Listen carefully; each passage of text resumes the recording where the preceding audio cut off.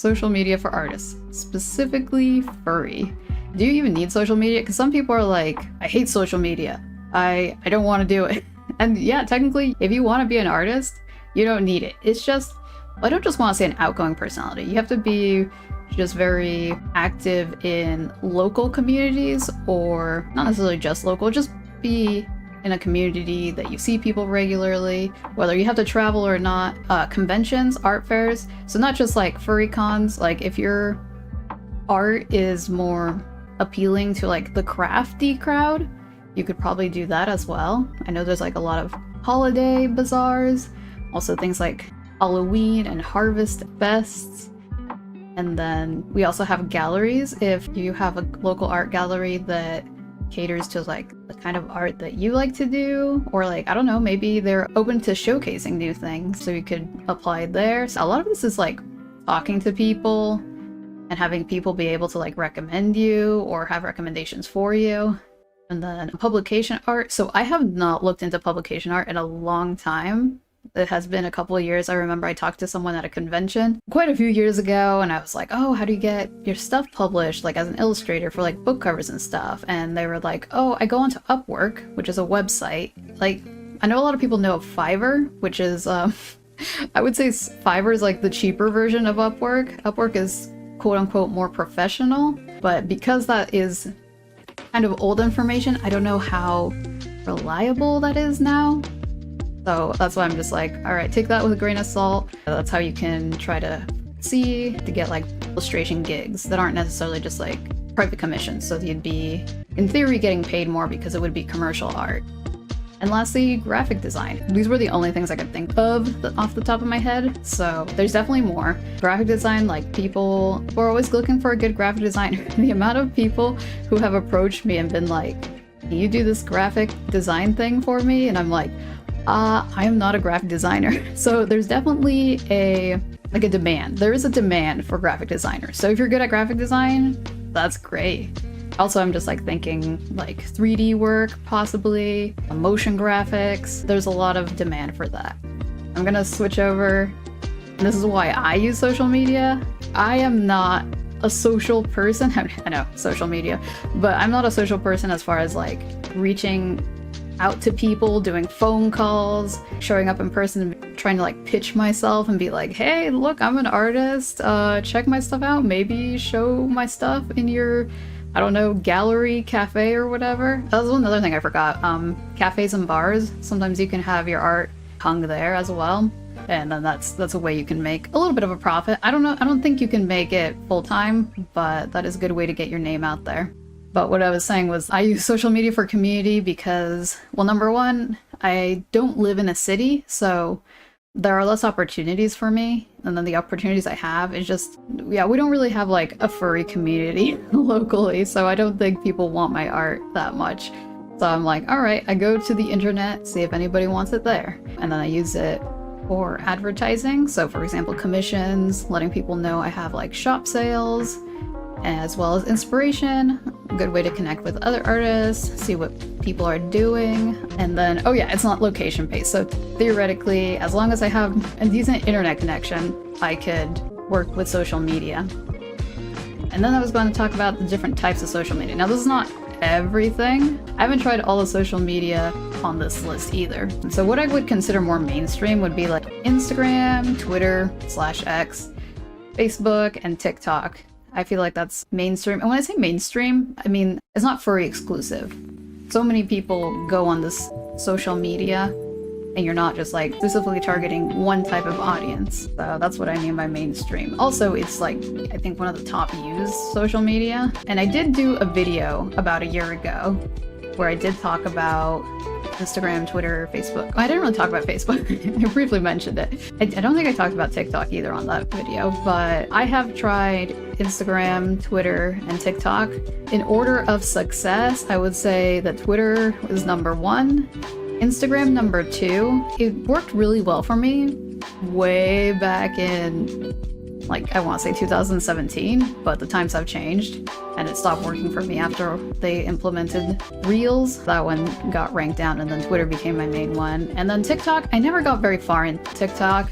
I really struggle with making short form content, The fact that like it's encouraged to do it fairly regularly, and I could only do like a video a month maybe, I was like, okay, maybe this isn't for me. Maybe this isn't my target audience. And on top of that, I don't think they let you post your own links unless you have a certain amount of followers. So that was kind of annoying. But some people, they just thrive on TikTok. If you like short form videos, like I have heard that it has helped so many folks, especially people like showcasing their shop listings. So showing like, oh, these are like the stickers I made, or these keychains or whatever. I did hear that it has a really good conversion rate for shopping. So just because my experience wasn't great doesn't mean that if you try TikTok, you will fail as well. It was just for me.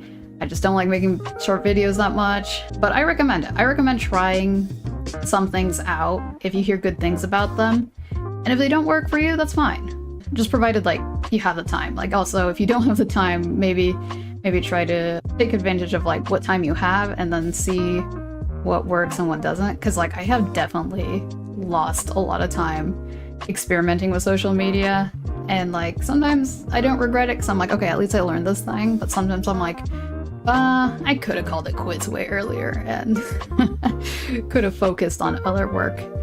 All right, so for alternatives, it's so funny. Like I would kind of consider Tumblr to be mainstream, but like at the same time, it's just been through so many different owners that I feel like, I don't know, it's just kind of its own thing. A lot of people abandoned it once they made it so you can't post NSFW art. I agree, that really sucks for folks who were doing well with NSFW art.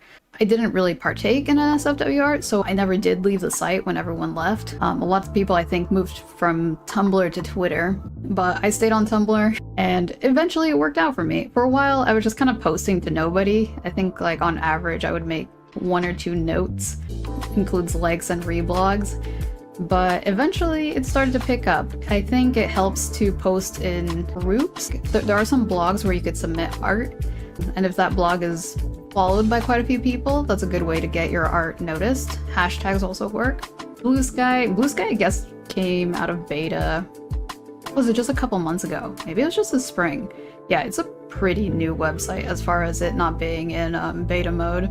I found it to be a little bit more chill. And then there's Cara. That one is also new. I think that one's still in beta mode, but it's not invite only. That's the thing that was tricky with Bluesky, is that it was invite only, so it was very closed. So it was kind of hard to find an invite to get started, or you just had to wait because you never knew when the release date was. And then lastly, a lot of people mentioned Discord on my video. I don't really use Discord to promote my art. I just like use it to just like try to foster the community I already have. But I know a lot of people have had success with Discord as well, so I didn't want to leave that one out. And then even more niche, we have Mastodon, and then co-host. I made an account and then I never posted, but I've heard that some people had success on it. And then Toy House, that one is in beta mode as well, and it's been in beta mode for years, and that's technically like not really like your standard social media website, but I've heard that people have kind of like gotten success with it, which is very interesting because the website itself is just for posting your characters and like your character art and stuff like that, but some people made it work for themselves so they can like sell adopts or commissions on there, which is pretty cool. I never got it to work that way for me, but yeah, if you're able to make it work, I mean, good for you. Okay, so I was gonna get into slightly more depth about the social media that I'm currently using. So the only mainstream social media that I'm using is Twitter. So I'm gonna start with Bluesky. Currently there is no algorithm that I know of. I'm pretty sure that will change. Currently there are no ads as well. I think that will change as well. You share with reposts. That's what they just call them. I did mention it's decentralized. I don't really know how that works with things like Bluesky. I know Threads is also technically decentralized, but if you know what it is, you know what it is. I don't know how to explain it because I honestly don't really know how it works with Bluesky, other than the fact that I could add my website to my handle instead of it being like .bsky.com or whatever it was. Hashtags do work. I don't know how many people search things through hashtags. I think right now maybe a fair amount of people still use hashtags to try to discover new art because it's not a super popular site, and because there's no algorithm, I feel like more people use the hashtags. As far as for Bluesky, I was able to get in thanks to a kind person giving me it was an invite code to Bluesky before it was open to the public. So I was able to get in, and a lot of people, I feel like at that time, were following a lot of other people, so that always helps sometimes to get into a new social media at the beginning, because then you probably have a bigger chance of having people try to find you because everyone's just, I don't know, scrambling and getting situated in this new place. And sometimes the hype stays, and sometimes a couple weeks pass and then people don't sign into that website ever again. I feel like I saw that happen with Threads. Does anybody here still use Threads? Like, no shame. It didn't work for me. I felt like it just kind of died after a while. And plus it was made with Meta, so I was like, I wasn't super jazzed about keeping it around. But yes, the way I tried to get some of my art discovered on Bluesky is that I requested to be added to a feed. And I specifically use the feed called Furry list, or I guess furry.st. And they're pretty cool because I think they're able to automatically share anything that you post with the hashtag furry or furry art. I think they have even more hashtags like for streamers, like hashtag furry live. So I think that's really cool. Helps with discoverability, helps find other people. And I feel like it's still a pretty active community. I feel like a lot of artists still use Twitter/X as their main one, and then maybe Bluesky as a secondary. But I feel like some people who were just tired with Twitter's stuff, they just moved to Bluesky for the most part. Alright, Tumblr. I feel like with Tumblr, the algorithm is optional. I think there's like there's a feed called For You. You know, y'all know the For You page. But I just do like whoever I'm following. Oh, and then the sharing thing is with reblogs. And I feel like if you don't really have a sharing thing like that, it's harder to like share your art. Oh, the other thing that I really like about Tumblr is that you can schedule posts.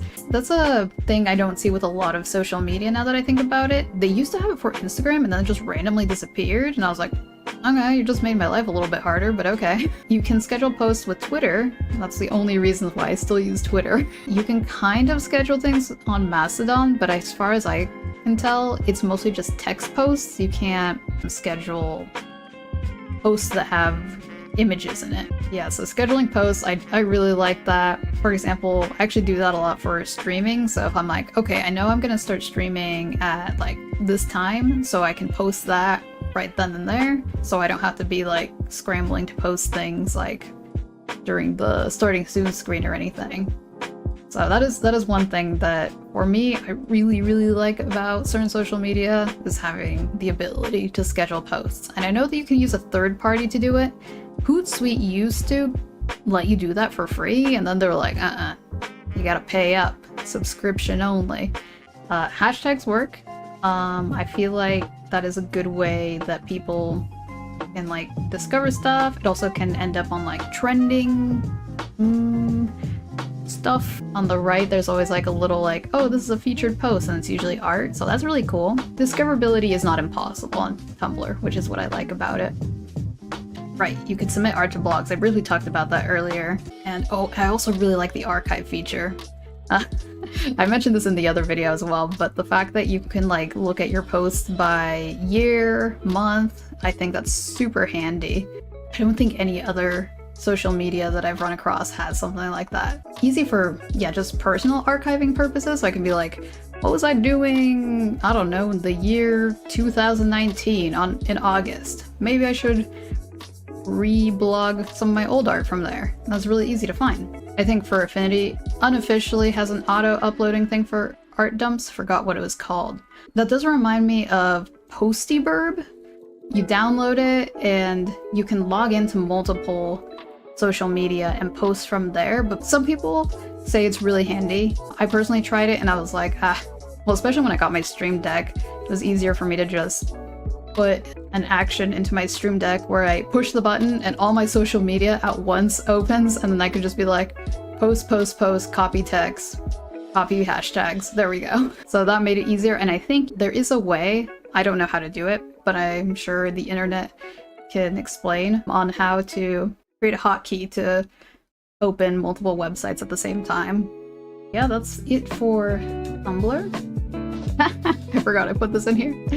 So there is the meme that it was like saying that most furries are in IT. And I think there is truth to that. So as a result, that's why I think you can find a lot of furries on Mastodon. This is actually my favorite website, Mastodon. Well, it's not really a website. Favorite social media. Algorithm is optional. The shares, instead of like either called reblogs, retweets, they're called boosts. And in some cases, they're called retoots, because like a Mastodon is like kind of like elephant-like creature, so it's like toot, like the sound of an elephant. Very silly. But yeah, that's how you share your stuff. Decentralized. One way I heard somebody describe decentralized social media is like email. So like when you, like, let's say somebody has at outlook.com, like for their email, and someone has a Gmail, they can still communicate with each other despite being hosted on two different sites. So I think that's how they explain that Mastodon works, that you can join different servers and you can still talk to other people on different servers, even though you're not all on the same one. It's been like a little bit over a year since I joined Mastodon. I think it was in July, because that was one of the other times. I feel like the last couple of years, just every time there was like, oh, Elon did this to Twitter, oh, Elon did that to Twitter, and there would always be mass migration. Like, I got a huge influx of followers on Tumblr when there was another mishap on Twitter. So it's always, there was constant migrations in 2023. And yeah, for me, I was like, all right, I'm gonna see what Mastodon is all about. Because there was a lot of people being like, I'm not gonna go to Mastodon. It's bad. It's confusing. So that kept me away from it for a while. But then when I finally moved, I was like, okay, yes, this is awesome. I don't know what y'all were talking about, but this is where the furries are at, okay? But it's nice because it's also like, not only is it just a high concentration of furries on this website, but you could still reach non-furries as well. So yeah, hashtags do work on Mastodon. I actually found that it was a good way to discover more artists and stuff like that. However, I would recommend maybe if you are under 18, maybe hold off on making a Mastodon account, because I feel like it is very adult oriented.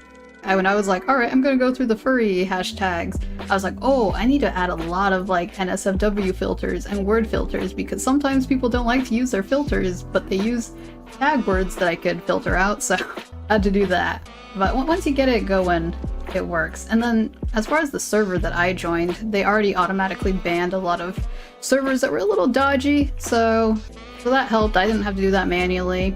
And then as far as picking your own server, there are several websites that have like a list of them. Off the top of my head, I think there's like mastodonservers.net, and then I think you could just go to like servers and then furry, and you can find a bunch of furry servers. And then there's like more general ones. I think there's like mastodon.art. My only recommendation is don't use the default one.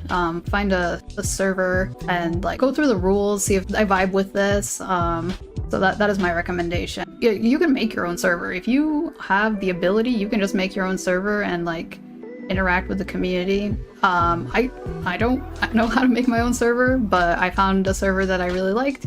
I liked their rules. I liked that they already banned a couple servers that I did not really want to find on my feed, so that was very helpful for me. Having no ads, because like I feel like Bluesky is eventually going to have ads, but the fact that Mastodon is not going to, definitely better. Oh yeah, I also wanted to add, I did make a Mastodon video way back when. Let me see if I can find it. But yeah, because a lot of people were like, I'm super intimidated on how to join Mastodon. I did make a short video. I'm not like an expert, but I was like, this is how it worked for me, so here we go. Recently joined Mastodon. I think it may be my Twitter replacement. No ads, chronological feed, microblogging, and not exclusively just for art. No data tracking in the app, unlike some other ones. Meta. I think what has put off a lot of people on joining Mastodon is that it seems complicated. The best thing I can compare it to, it's like joining a subreddit, but instead of a subreddit, it's a server. These servers are called instances. Each server has a list of rules before you join. Some of them are pretty basic, like don't post illegal content and don't be racist. Now, the server is run by one or many individuals, but you can follow and see posts from other people on other instances. So you're not limited to just that bubble. Fediverse.org has a list of servers. Some of them are invite only. Another popular one for artists is Mastodon Art. It has 8,000 active users. If you're a furry artist, I recommend using the hashtag furry art, and digital art. I kind of regret making it into a short. I kind of wish I made a whole video on it. Oh, Cara. Right. The new kid in town. Yeah, I saw so many, like, divisive takes on this. Because a lot of people were like, it's doomed to fail. Don't go there. Stay on Instagram. And I was like, seems like you have an agenda to have people stay on Instagram because that's where you're most successful. But I feel like Cara is more like the Instagram crowd because it is so similar to Instagram. I think the person who made it was fed up with Instagram and they're like, with the AI stuff, and they're like, I'm done. I'm gonna make my own and gonna be by artists for artists. Oh yeah, I think it's technically in beta mode still, but luckily you can make an account that's not like invite only or anything. I don't see it becoming super successful for like getting private commissions. I can totally see it being good for networking maybe. Like if you want to join a studio or something bigger, maybe that would be good. I also know that a lot of people casually use it to browse art. I like it to casually browse art. There's currently like no ads or anything. However, there's not a lot of people posting as much. Like there was a big boom and then like people slowed down. So I mostly go on there. There's like certain artists that I used to follow on Instagram. They're usually non-furry artists and I was like, oh, I don't really see their art anymore. But a lot of them moved to Cara and I was like, okay, sweet. I can look at their stuff without having to log into Instagram. So that was a win as far as that. But yeah, more professional. Yeah. Because like it is pretty handy. They have like a portfolio view and then like a regular timeline view, and I think that's really cool. And then you can pick what you can put in your portfolio, and then your timeline can be like very casual. You can just like post sketches, you can just post posts and be like, oh, I made this video, here's a link to it. That's what I liked about it. I actually have a screenshot on how it looks for mine. So this is like the portfolio version, and I'm like, I think it looks pretty slick. If you go to all posts, it'll turn into like the more timeline kind of view. I could only find like 34 people to follow. It wasn't like, whoa, everyone's here all at once. So that's the thing with smaller, new social media. It's not 100% guaranteed that you're like gonna grow or that a lot of people are gonna be using it. I like it. I like having it. I found some cool mutuals on there as well. I think it's worth trying at least. Like, I don't think it's ever gonna become like, oh, this is my main social media. This is where I get all my commissions and my shop sales and everything. But I think it's a good casual website. Kind of like how some people browse Pinterest, I guess. Except without all the ads. The algorithm is optional. Yeah, because they do have something that's like, do it like by popularity, I guess. So like, that could technically be an algorithm. I'm not sure. You can do shares with reposts. News still growing. Yeah, I mentioned that. Good for finding artists, less for like private commissions and stuff like that. And the hashtags do work, so that's pretty handy. Yeah, unfortunately, one of the problems that Cara was dealing with is that there was like the cost of servers. That kind of sucks. But I believe in it, and a lot of people are being cool and contributing to the funds. So I really hope it succeeds. All right, YouTube. So I think YouTube is a really good way to grow, personally, as an artist. However, it comes with like a different set of skills that you'll have to develop. If you already have those skills or are excited to learn them, then I think it's worth it. But if you're like an artist and you're like, hey, I don't want to film myself, I don't want to do all this, then I'm like, okay, I understand. Yeah, it is very much like, you either like to do videos or you don't. And even me who likes to do videos, some days I'm like sitting, editing, and I'm like, when can this end? Because editing is pain. It can like take up to, usually on average it takes me 4 hours to edit, even just like an 8-minute video. It's too long. It's too long. I have heard that if you have a new channel, that the algorithm is currently favoring new channels. Obviously, the algorithms constantly change. Now, I've definitely seen an uptick of new channels showing up on my recommended feed. So that's kind of cool, because yeah, before I feel like it used to just mostly push accounts that were already like doing really well, so it was just kind of hard to grow. I'd want to have my own fursuit or VTuber model first, I think. Yeah, if you want to start sooner, I definitely recommend looking at PNG tubers. That's how I kind of started. I mean, for a while I showed my face, but then I was like, what if I try to make this PNG tuber? It's not a lot of like strain on your PC, and if you know how to draw, it's pretty easy. I have a video for one form, but I know there's a different software that came out shortly after I made that video called PNG Tuber Plus, and it's more like bouncy, I guess. Yeah, I definitely recommend it because then you could speed up your content creation rather than having to wait. Fursuits and VTuber models, very expensive. But you could also make your own VTuber model. So yeah, oh yeah, and then you could share art. There's different ways you can share art. You can do, for a while I did a lot of my art sharing through video shorts, but then I was like, oh, I don't feel like live streaming would be, I don't know, a better use of my time. Community posts, yeah, because like community posts kind of work like a timeline. Most recently, YouTube also announced that they're testing out a different kind of community timeline. It kind of looks more like a Discord server, and the way that your subscribers can add like their own posts and stuff like that. So that's kind of interesting. A lot of people were scared that people would abuse it, which is understandable, but I'm sure like you can moderate things and stuff like that. I don't know. I'm curious how that goes. YouTube luckily is adding more and more features, slowly but surely. Also, like, YouTube is such a big corporation that I don't think it's going anywhere. So if you invest time in YouTube, I don't think it's gonna be the worst use of your time. Watch me like regret saying that all of a sudden it's like it just crashes for some reason. Also, I felt like I could connect my community way more with videos and streams, because when I was just posting art on like Twitter and stuff, like yeah, I tried to like reply to all comments and things like that, but there was still like more of a disconnect back then. Oh yeah, hashtags do work, but they're hard to navigate. Yeah, I tried to use hashtags when I was making shorts. They kind of worked. Yeah, I mean, I wouldn't be like, oh, you're guaranteed to like go viral with hashtags, but it works in like video descriptions. For the longest time I was like, how do you get those hashtags to show up? There's like a video and at the bottom it would like say hashtag, I don't know, furry or something. I'm like, how do you do that? And the thing is, you just write it in your description and it'll pop up there. Oh, great for building community. Yeah, I guess I briefly talked about that as well already. No, I definitely feel like I have like more of a sense of my audience rather than just posting on something like Twitter, and like, so I definitely appreciate that. And I think this will segue into streaming, I guess? Streaming, Twitch, and YouTube. So I am technically very new to streaming. It's been a little bit over a year at this point.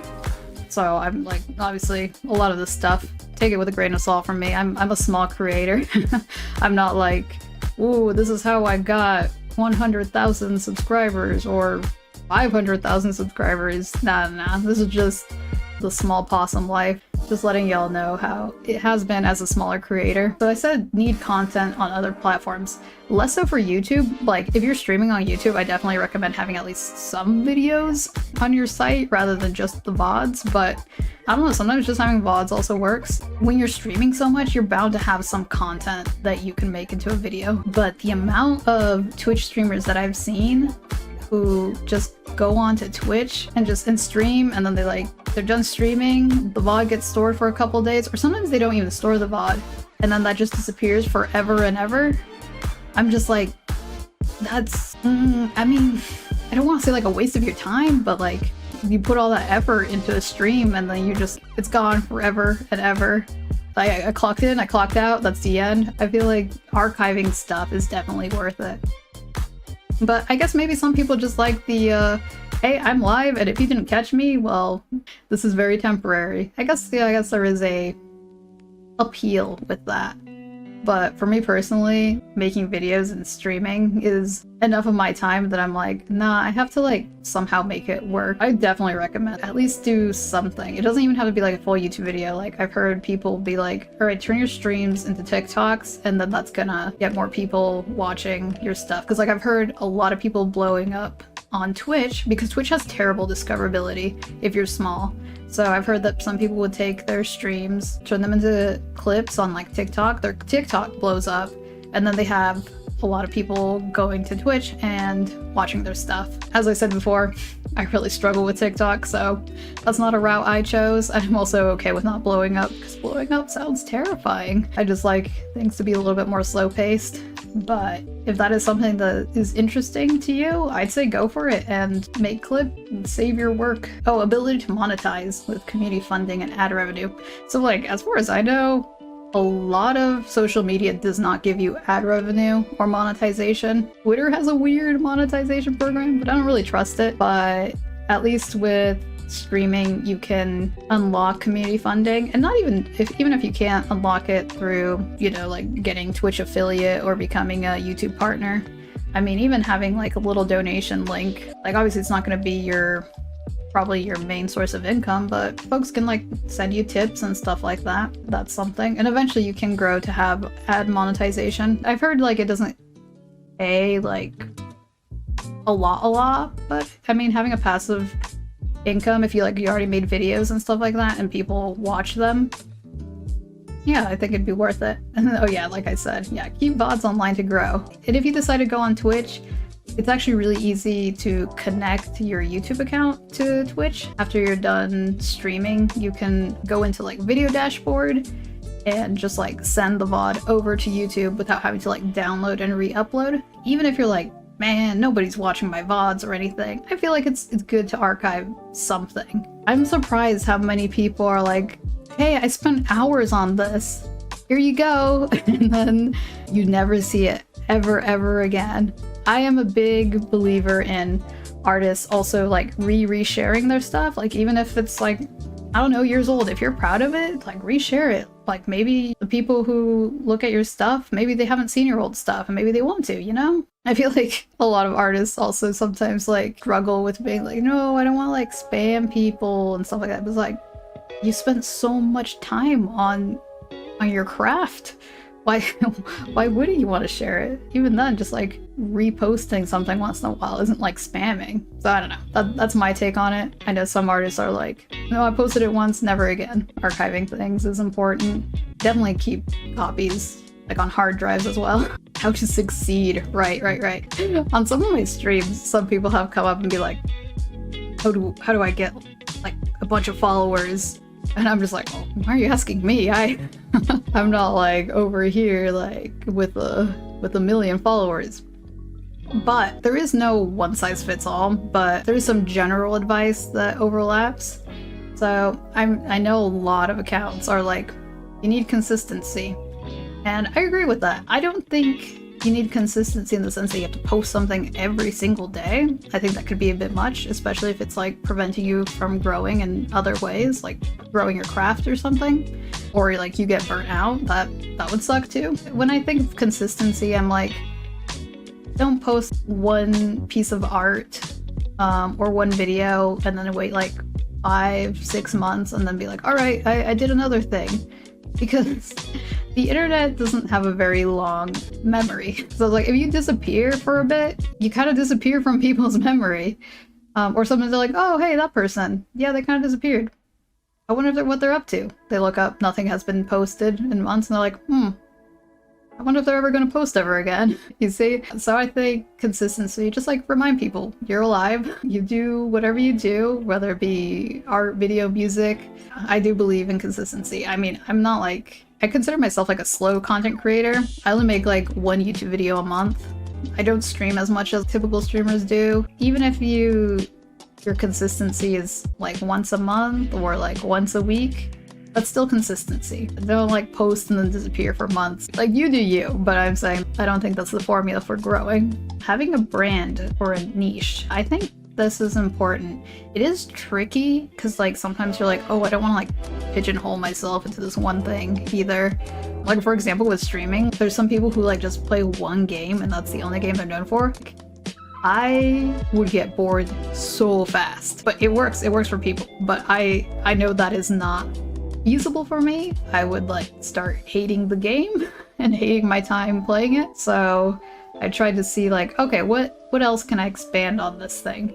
For the most part, as far as gaming, even though that's not like my main thing, it's more of a hobby, is like indie games for the most part, cozy games. So I'm like, okay, that's the kind of niche that I'm into. Or like, yeah, short games that I can get done. For example, my niche is like digital art. It gets narrowed down. It gets like cozier art, chill vibes, kind of made awesome, kind of my brand, as well as shark imagery. Before I really tried to do everything, I was like, I really like watercolor. I really like anime art. I really like furry art too, and so I tried to combine all those things, and this was like when I had my Instagram account, and I feel like that prevented me from growing because too much is actually kind of overwhelming as a viewer, because sometimes you're like, I'm only here for the furry art, but then you start posting all this other stuff and then people are like, I don't know if I really want to stay around. I think it's good to narrow things down a bit. Maybe not too much, because like I said, you don't really want to pigeonhole yourself into things and then be like, I hate this, I want to try something new. I feel like consistency with a brand is more consumable as an audience. Having a face to your name. So like humans they like having faces to names or something like that. I mean, like technically, yeah, my real face is not my brand, so it's the possum. It's more recognizable. I know there are some faceless creators that are actually successful. I think sometimes in those cases, they're either something really stands out about them. Like, let's say, I don't know, they're just such a pro gamer. And I think like they could get away with not necessarily having a face, because then they're just like more known for like their pure skill maybe. But adding a bit of like an avatar or something recognizable adds to a brand and also adds for like being recognized. Work on your craft. Yeah, like I feel like a lot of people sometimes they get too caught up in the numbers and they kind of forget to get, I don't know, better at the craft they're actually trying to share. I think it's important because sometimes some people are like, why am I not growing? And they're just so obsessed with making content for growing. And it's like, well, maybe take a step back, you know? Remember why you want to do this. And maybe experiment, try other new things, go and like work on like fundamentals and stuff like that. And I think that's important, personally. Be open to critique? Yeah. So that kind of goes with working on your craft. It's so easy to get tunnel vision, and I feel like artists are quite isolated usually. Personality as well tend to like to be isolated. So I think it's good to either find friends, a community, like even like just a Discord community. Sometimes they have art critique stuff. And you could be like, hey, I'm not sure about this. Does anybody have any input? And then sometimes people could tell you things that you yourself probably wouldn't have caught on. Be open to new opportunities, be open to trying new things. Whole like, oh, don't put all your eggs in one basket. Like, I feel like that's really true because you never know what can happen. Lastly, don't get lost in the sauce. I have been guilty of this. Like when I was on Twitter, I spent a lot of time. I was like, all right, I gotta post this often. I have to make this kind of art to please the algorithm and please the people. And I just got completely lost in it. And I was also constantly checking stats. That's a big time waster. Like, don't get me wrong, checking stats can see if you're like on the right trajectory, I guess. You don't have to check your stats every day. You can check it like once a month, be like, is this month better than last month? Is it like a slump? Well, I mean, and also like not taking slumps too personally, because success, getting good at art and stuff, it's not like a constant like upward graph. Like a lot of people think it's like the more time I spend, the more time it's going up, but that tends to not be the case. There's a lot of ups, there's a lot of downs. Sometimes just be like, all right, this is an up right now, that's great. There might be a down around the corner. I should prepare for that. And I should be mindful about all these things. Don't get lost in the sauce. I speak from personal experience on that. And I actually just completely lost sight of what's important, and I was like constantly glued on my phone. Even if you do make this your full-time job, it's still important to detach from it. Take time off, things like that. Oh, Discord. I forgot about to talk about Discord. Yeah, personally, I just use it to foster my current community, but I have heard that some people have been successful in joining Discords. I think one person in one of my comments recommended the Furry Discord for the subreddit. They said that it worked for them, and I'm sure they have like a channel where you can post your art, maybe get some eyes on it, additional notes. There's no one size fits all with social media. Find what works and put in the time. Know when you need to quit. It's kind of similar to don't get lost in the sauce. Have y'all heard the phrase kill your darlings? That could be applied a lot with art. Because sometimes you might be doing this thing that either you don't like it, you feel like obligated to do it, or you do like it but it doesn't match everything else you're doing. And sometimes you just have to make the choice and be like, do I continue this or not? As far as for me, some of the darlings I killed was my Instagram account. I finally had to just let go of it because even it just being there, I was just like, well, maybe I can make it work out. And I was like, no, it's wasting my time. I need to get out. And then also anime art. Like I still have a very soft spot for anime art, but I noticed that it was hard to grow in. Yeah, thank you so much for watching. Oh my goodness, I have talked for almost 1 hour and 40 something minutes. I guess I already put this in the pinned comment. Was your favorite place to post art? But yeah, mine is Mastodon all the way. I guess Tumblr is number 2 and number 3 is Bluesky. If you got to this point, thank you so much for watching. I hope some of this was helpful. Any input, feel free to leave it in the comments below. I would like to do more of these conversation streams in the future, so if there's anything you'd like me to cover, feel free to let me know as well. Have a good one. Bye!